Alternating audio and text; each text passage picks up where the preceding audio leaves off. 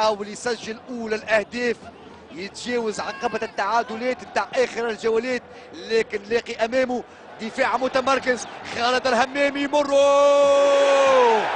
جول جول جول جول رائع للترجي الرياضي التونسي، يعني بطريقه فنيه جيس تكنيك ولا اروع من خالد المولي صاحب الامكانيات الرهيبه.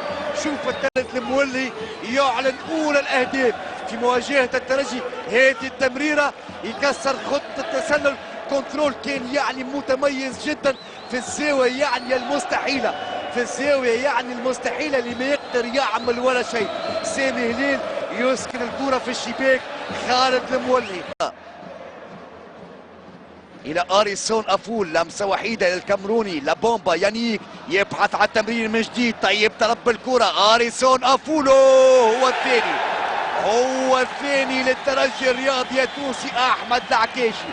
9 اهداف العكاشي، ثاني اهداف الترجي. يعني جوزيف يانيك نيان كيف ما يسجلش راهو قيمه ثابته، لاعب يلعب الكره مليح، يعني بظهره يمرر الى اريسون افول. تسديده في شكل تمريره من افول في المتابعه العكاشي احمد. ابناء الترجي الرياضي التونسي، شوف العمليه، شوف التمرير، شوف التسديده في شكل توزيعه من قلت اريسون افول، والمتابعه تاتي من العكشه هكا يلقبوه المكشخين.